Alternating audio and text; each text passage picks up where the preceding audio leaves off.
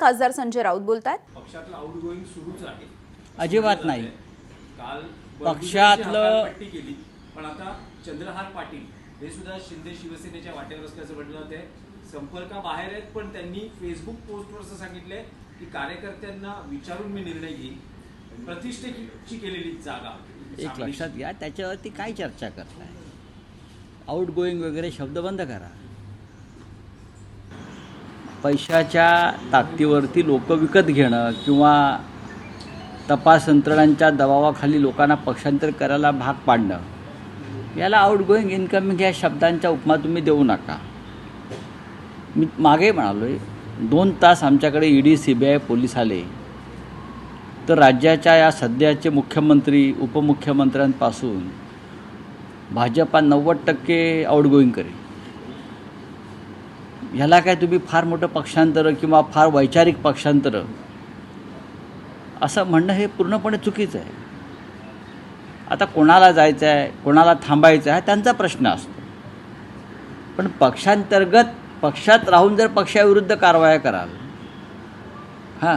तर तुमच्यावरती कारवाई केली जाईल. शिवसेना माननीय उद्धव बाळासाहेब ठाकरे ज्या पक्षाचे प्रमुख आहेत, म्हणजे बाळासाहेब ठाकरेंची शिवसेना, हे कोणत्याही प्रकारचं दबाव आणि ब्लॅकमेलिंग सहन करणार नाही.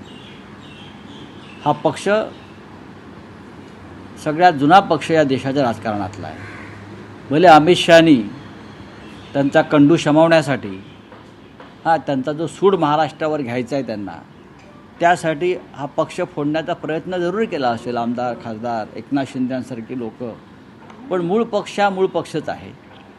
आणि भविष्यात शिवसेना काय आहे हे अमित शहानाही समजेल, नरेंद्र मोदींना समजेल आणि देवेंद्र फडणवीस यांनाही समजेल. तेव्हा इनकमिंग आउटगोईंग किंवा अजून काही ज्या शब्दांचा तुम्हाला वापर करायचा आहे तो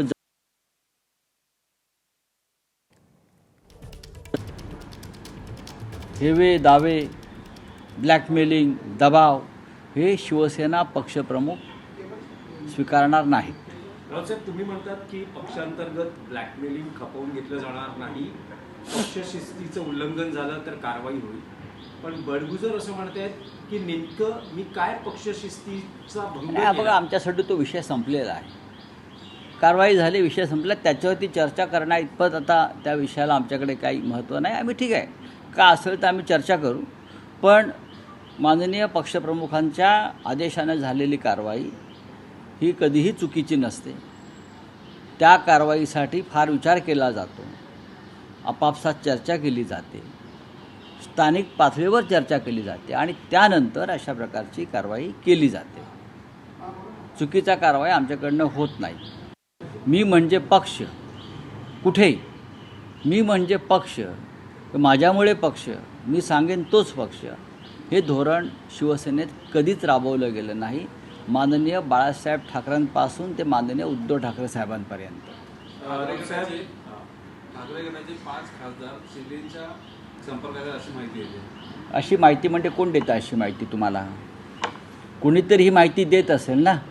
नाही, त्यांच्याच पक्षातले नेते असं सांगतात की पावसाळी अधिवेशनात शिवसेना युबीटीला एक मोठा धक्का. नाही, त्यांच्या पक्षातले म्हणजे कोण असं विचारतो मी तुम्हाला. मी उद्या असं म्हणालो की त्यांच्या पक्षाचे 6 खासदार भाजपात सामील होत आहेत अशी सूत्रांची माहिती आहे आणि त्यांच्या पक्षातले 22 आमदार हे अजित पवार गटात सामील होत आहेत आणि उरलेले 10 गिरीश महाजन खिशात घेऊन फिरत आहेत, तर त्याच्यावर तुमचं काय म्हणणं आहे का? असेल तर मला सांगा. माझ्याकडे माझी सूत्रांची माहिती पक्की आहे. गिरीश महाजन एकनाथ शिंदेचा पक्ष फोडतात, ही सूत्रांची माहिती आहे. गिरीश महाजन खाजगीमध्ये असे बोलतात की एकनाथ शिंदेचा पक्ष मी जमीनदोस्त करेन, असं ते खाजगीत फडणवीस आणि त्यांच्या चर्चा सुरू आहे सध्या. तर याच्यावर तुम्ही विश्वास ठेवणार आहात का? या एकनाथ शिंदेच्या पक्षाला नाही काम, बरं का? ती चालल्यात नाराज, नेहमीप्रमाणे त्यांना नाराजीचा रोग जळलेला आहे, तो काय त्यांचा दूर होत नाही आहे. ते परत कुठेतरी गावाला जाऊन बसले. ही नाराज सेना आहे, लक्षात घ्या. या नाराज सेनेवरती तुम्ही काय देत आहे, लक्ष ठेवत आहे? कोण महाराष्ट्र केसरीला घेतला आणि याला घेतला आणि त्याला घेतला, याच्या पलीकडे ह्यांनी काय महाराष्ट्र हिताचं जनतेच्या हिताचं काही भूमिका मांडली आहे का आतापर्यंत? का राष्ट्रहिताची भूमिका मांडली आहे का? सांगा ना. बाळासाहेब ठाकरेंचं नाव घेता लाज वाटली पाहिजे तुम्हाला. या देशामध्ये नरेंद्र मोदी, अमित शहानी अराजक माजवलेलं आहे. जे शिवसेना प्रमुख सांगायचे देशामध्ये अराजक माजेल, ते अराजक नरेंद्र मोदी आणि अमित शहांच्या नेतृत्वाखाली अराजकाला सुरुवात झाली आहे आणि तुम्ही त्या अराजकात सहभागी झालेला, ते लक्षात घ्या. आणि हे माननीय हिंदुहृदय सम्राट बाळासाहेब ठाकरेंच्या नावानं राजकारण करतायत. रावसाहेब, तुम्ही अनेकदा गेल्या 2 महिन्यात अनेकदा असं म्हणालेलं आहात की राज ठाकरे, उद्धव ठाकरे एकत्र येण्याबाबत आम्ही सकारात्मक आहोत. तुम्हाला माहीत नाही, पडद्यामागे बऱ्याच गोष्टी घडत आहेत. पण त्यांच्या पक्षाचे नेते मात्र असं म्हणत आहेत की असं काहीही सुरू नाही आहे.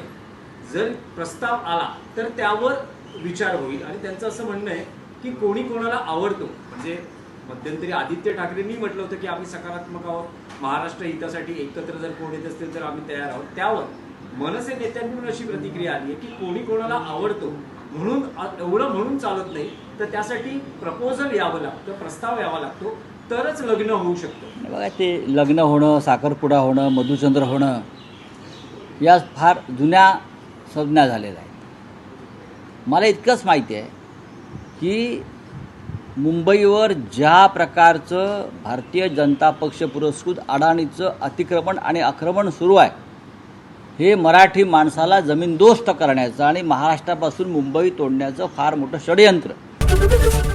एबीपी माझा, उघडा डोळे बघा नीट.